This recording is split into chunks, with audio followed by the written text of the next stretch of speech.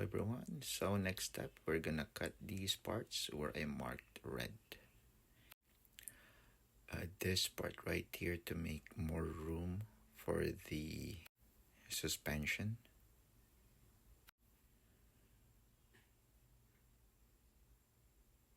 There you go. So we're just making the hole a little bit bigger.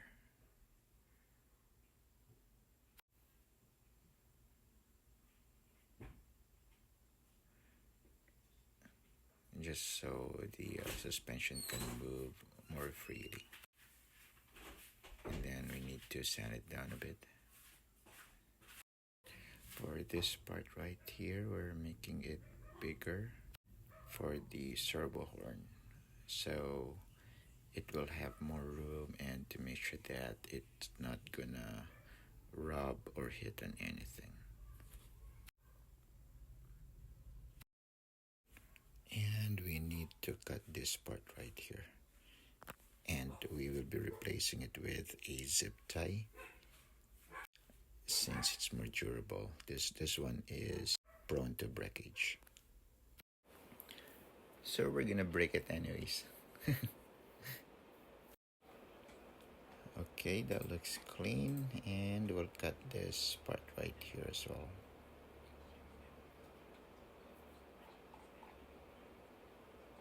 And here is the final result. Hopefully this is large enough for the servo, and this is for the shocks. And next, I have already attached the ESC and receiver. There they are. Now let's go ahead and attach the zip tie.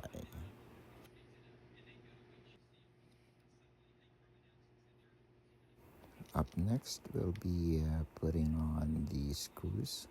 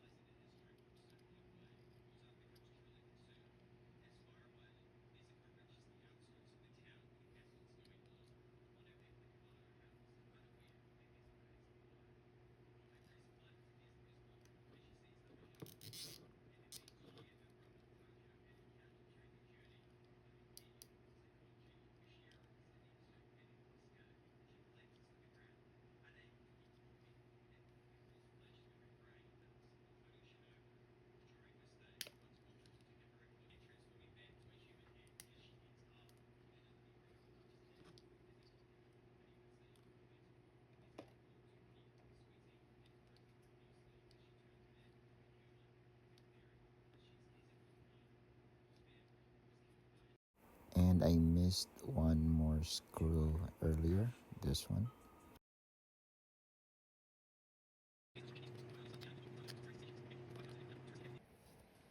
Alright, so we're done.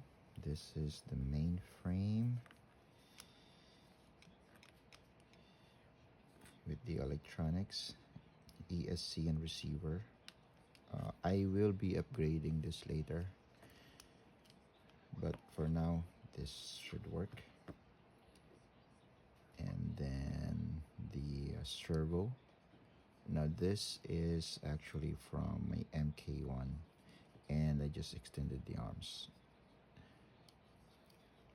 I'm gonna be retiring my MK1, so I have transferred its electronics to the HOR version, this one that I am building now.